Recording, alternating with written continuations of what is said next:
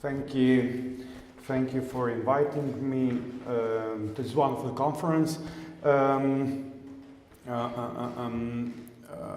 We have already heard about how Trieste was almost ours. So this is what I'm going to talk about, not really about post-socialist environment. This was rather post-Habsburg, post-fascist, post-Nazi, but post-socialist only for a couple of weeks. So this is a bit outside of this post-socialist frame, talking about Trieste. And I'm also going maybe to play a little bit with the notion of, not of the presence of the monuments, but with the absence of monuments, of spomenics, how The Guardian or one of the authors, a photographer, labeled these huge monuments that we were talking about today. So even if nobody really studies contemporary history anymore in schools, I'm sure that most of you are familiar with that the Yugoslav partisans entered Trieste on May 1st, 1945. And in the following weeks, its territorial belonging turned in one of the most important diplomatic confrontation in Cold War Europe. This is just a couple of pictures. This one, how it was the political situation in 1945 and 1947, and this is after in 47 until 54.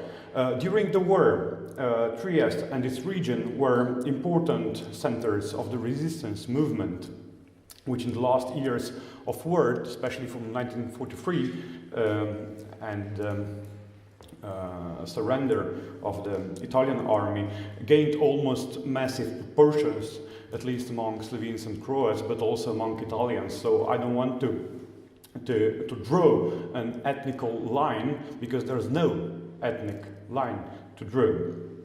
And so in this sense, it is not surprising that soon after the war ended, the first commemoration started. For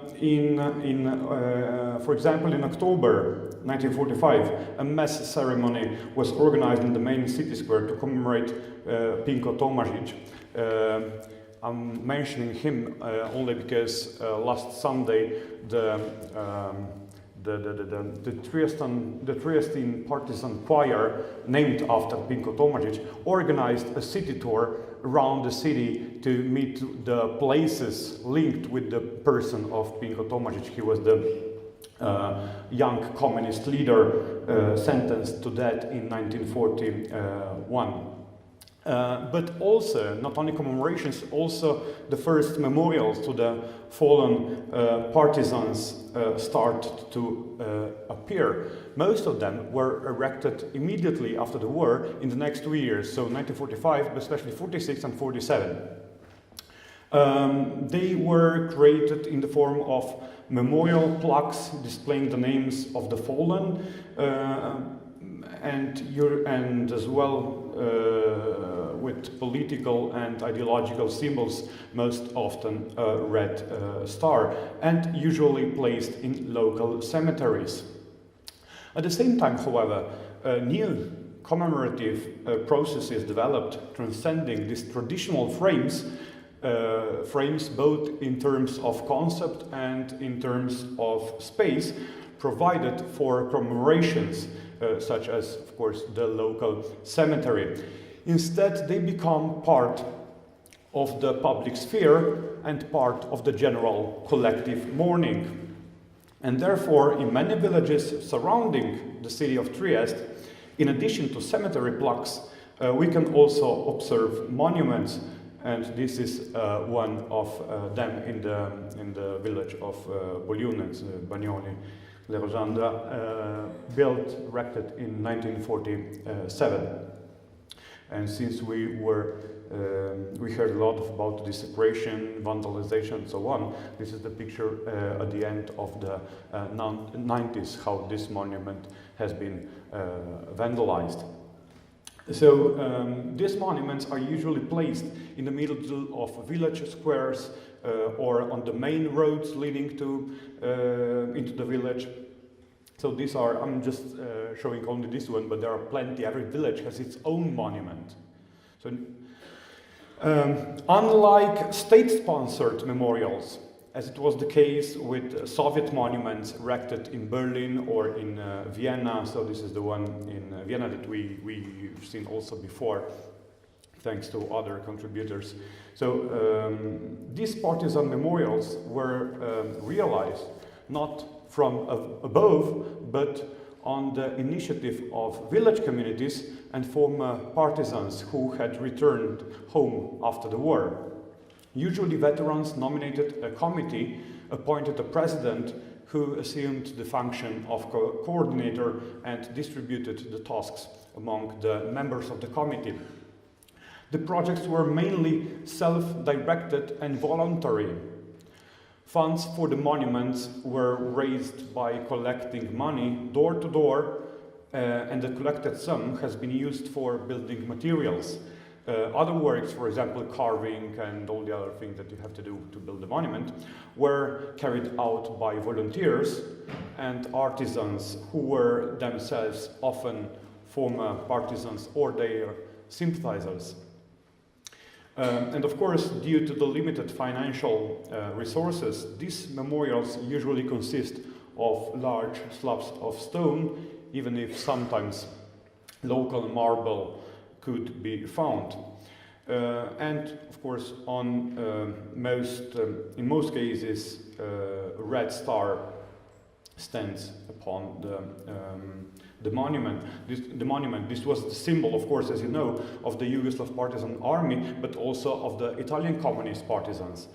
And usually there's also an inscription commemorating the fallen. For example, like this one, honor to the fallen partisans, and etc., etc. In many cases, the names of the fallen partisans and of murdered hostages were engraved in the monuments, as you can see here, but also in this second example, which is an interesting one.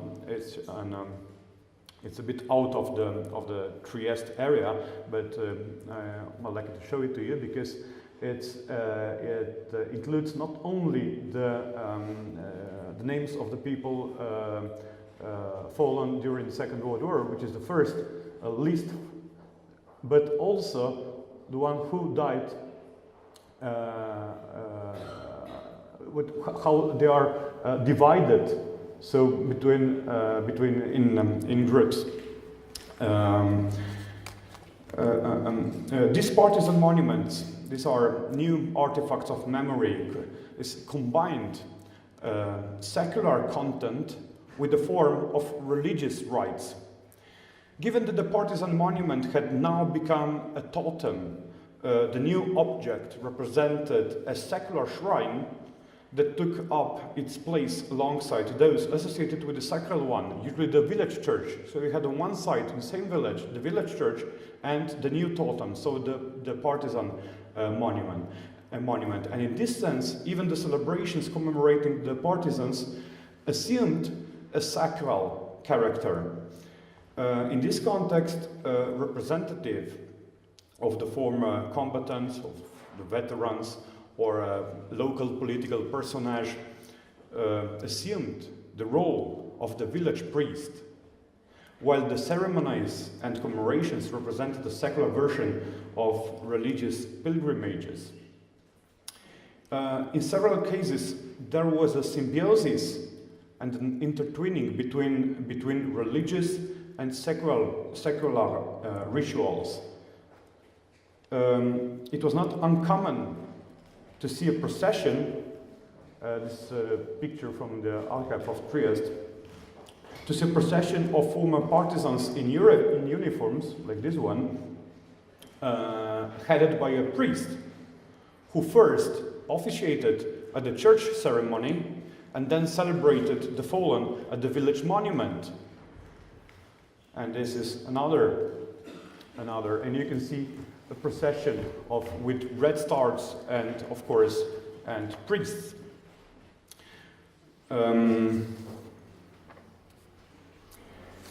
We have heard also the gender perspective in in some of our previous papers, and I would like also to stress the role, the important role played by women, either as participants in the partisan struggle and, of course, victims of war violence, or as participants in the commemorations. The character of the mother of a fallen partisan hero represented a central figure similar to the role of mothers in post-World War I iconography. And these mental patterns have not changed and are present in different ideologies and periods. In 1947, 4 mothers, all wearing black, participated at the commemoration dedicated to 4 anti-fascists sentenced to death by the Fascist Tribunale Speciale and shot in Bazovica in 1930. However, if in the post-World War I period they had a central but passive part in the rituals, in the post-World War II partisan commemorations, in accordance to the important role that women had in the partisan movement during the war, they played as active commemorative policymakers.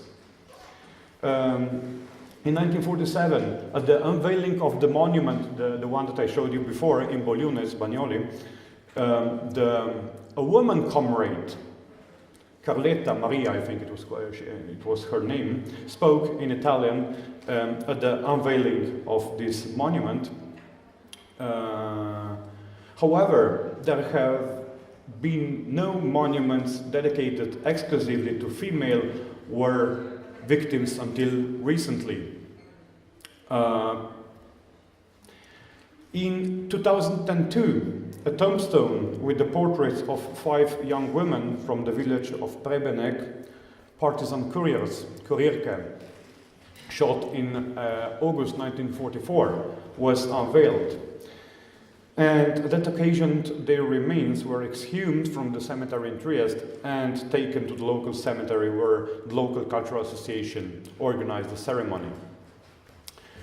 Due to the ethnic composition of the population of the surroundings of Trieste, which were mainly inhabited by Slovenes, the inscriptions on the monuments are usually in Slovene, as you can see here, for example.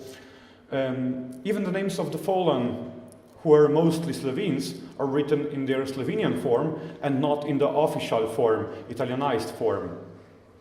In the case of there being partisans of Italian nationality among the fallen, for example, like here, you can't see it, but trust me, among the fallen, their names were written in the original Italian form. In cases there were several of Italians among the fallen, the inscription on the monument were generally also in Italian. And in this way, the monuments assumed a transnational character, which was also reflected during the commemorations. Usually the speeches were given in Slovene and Italian, both languages. But of course, it would be erroneous not to consider the difference between the countryside, which was mostly inhabited by Slovenes, and the city, where even many pro-Yugoslav manifestations were held mostly in Italian language. And this challenges the vision of 2 ethnically divided blocks, of 2 divided or sealed homogeneous ethnic divisions, and challenges also the conventional views of the Slavness of local communism. Mislim, gremo redno, tako, to pomeni. Ne. So I'm not going to talk about forms of supranational identities. I'm going to skip this one and go to finish my paper. Monuments and politics of memory, which have evoked from the very beginning the victorious partisan war, have become the central elements of the constitutional myth of socialist Yugoslavia. As stated by Heike Karge in a wonderful book published in German, not a single village remained that lacked plaques in memory of fallen partisans.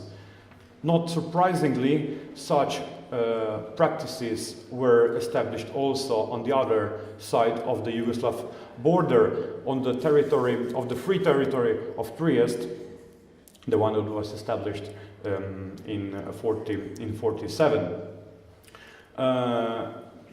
which was still waiting for the post-war definition until 1954 and then 75. This is confirmed also by Patrizia Doliani. She's an Italian historian who analyzed the fascist and anti-fascist heritage in Italy, affirming that this region, which is now called Friuli Venezia Giulia, has the highest number of memorials to the anti-fascist resistance in Italy.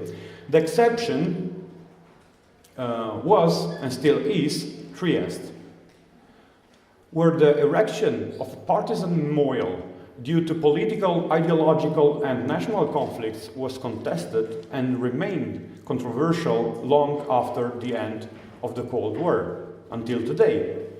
The unveiling of partisan monuments and the participation in partisan ceremonies represented, or it was perceived, the support for Yugoslav territorial claims, and therefore a central partisan monument has never been erected. And this creates the impression opposed to the Viennese space of memory described by Heidemarie Uhl as a city in resistance, how she labeled Vienna, of Trieste being a city without resistance.